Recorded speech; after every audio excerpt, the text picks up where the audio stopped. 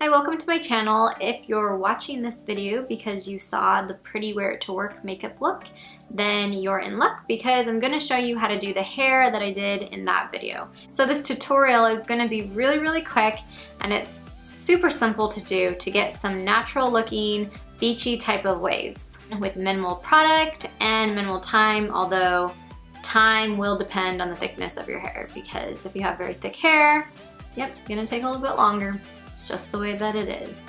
I'm going to go over some products and the tools that I use to achieve that look. Of course, there's always more information on my blog. Okay, so one of the first things that I used on Yasmin's hair is Redken's Pillow Talk dry shampoo. This is probably one of my favorite dry shampoos. I use it all the time personally. It doesn't leave the hair too dusty, although if you don't brush it out, it can kind of leave that powdery look. It smells really great, and I definitely use it in between shampoos. The reason why I used it on her hair, not because it was greasy, but rather because it does help create a little bit of texture. So that's what I used at the base of her hair. You don't necessarily need to use this, and I'm obviously a big believer in not using that many products, so you don't have to use this step. The second product that I used is Redken's Quick Tease 15. So I did end up spraying the hair with this as I was waving it. Spraying the hair before you actually curl it is gonna allow the curls or the waves to last a little bit longer. And this is just really lightweight. It smells really good, and it kind of tastes good. Not that you should eat it, but just that sometimes when it's in the air you can taste the fumes. It doesn't taste chemically, it like kind of tastes good. If you get it, you'll see what I'm saying. I'm not crazy. Or at least not that crazy. Anyways, you also can use this as a back combing spray, which is what it's listed for, and I do like it because it does create a little bit of volume at the roots. If your hair is really heavy though, it's not gonna give you a lot of volume, but it is very lightweight, which is one reason why I choose to use this. After I waved the entire hair, and I think I actually didn't put this in the video because I forgot, but I like to use a frizz control or a shine spray. So typically they're oil based, so this one actually is a Kendi oil, and it is by Alterna, called Bamboo Smooth, and it is just a dry oil mist, and it says that it helps control frizz, which that's a little bit debatable. But I think that it does help add a little bit of shine to the hair, and it is important to keep the hair moisturized, and that way it won't look too crunchy or frizzy, which is what they advertise that bottle to do. Okay, so as far as the iron goes, I use the Babyliss Pro Nano Titanium. It is a ceramic iron. I've had this for so long that I'm actually not sure if there's more information about it. I can't remember, but it's just a really great iron, and as I said, it is ceramic, so that's going to help with heat distribution. And if you use an iron that's too hot, it can really dry out the hair, and especially if you do it repeatedly, and that dryness is what's going to cause frizziness and then that fuzzy look, and heat can just do a real number on your hair, as I'm sure most of us already know. So it's a little bit safer to go with the ceramic iron, and I'm just really impressed with this brand, so I probably would recommend this for everyone. And then also another really great feature, which may not be important to a lot of people, however, it does have a really long cord, and that's just great because sometimes plugs are far away, and or maybe you have a plug issue in your bathroom, and so you have to plug it in somewhere else, but it reaches because it's a really long cord. So I do like that about it.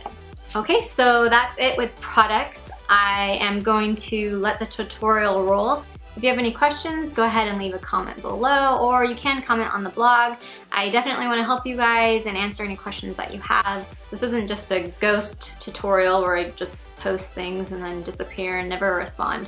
And I'm obviously about helping you guys, and I want to give you professional tips and tricks, so enjoy the look. Yasmin has a medium hair type with thick density, meaning that her hair overall feels really thick. It's important to take small sections whether you're putting in product or curling the hair. I'm going to start with a dry shampoo at the roots just to add a little bit of texture so her hair is not so silky smooth. For each section of the hair, I'm going to use the Quick Tease spray to spray that little piece that I have first, and then use the iron to curl the strand. Using a lightweight hairspray before you actually curl the hair is really going to help those curls last longer. So that's particularly important for people that have a finer hair type. When creating a wavy hair look, you want to start the iron closer to the scalp. So you'll notice that I start to twist the hair much closer to the head, and then I slowly start to wind in the ends.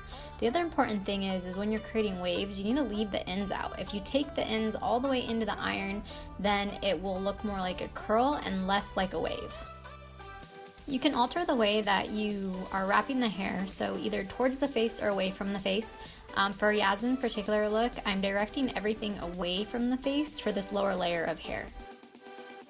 Don't worry about the sections that you're taking being perfectly even. It's actually better if they're not. However, just make sure that you're not taking too thick of sections. You really want the heat to be distributed evenly across that strand of hair, and if the sections are too thick, that's not going to happen.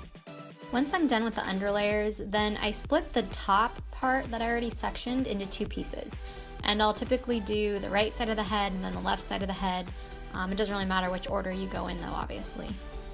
A little trick that you might have noticed me doing is once I wrap the hair, I move the hair down the iron so it's a little bit more spread out and not all just in one concentrated area, because that's going to help the heat reach the entire hair strand and instead of just that one section.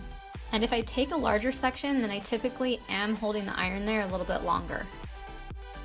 Before you touch the hair at all, it's so important to make sure that every single strand is cool.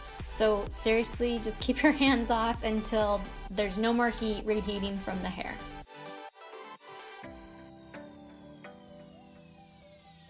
I always save the hair that frames the face as the last piece, because I like to see the overall feel or style of the hair before I finish it.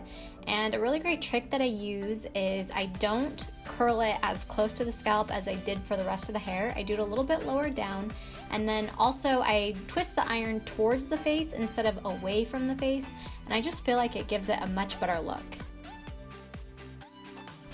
While you're waiting for the hair to cool, it's a good time to spray a little bit of hairspray just to help hold the waves. If your hair has a hard time holding on to waves or curls, leave your hair in the Shirley Temple state until you have arrived at where you need to go before you touch it at all. This is my favorite part. Mess up all of those perfect curls that you just did to finish off this wavy look.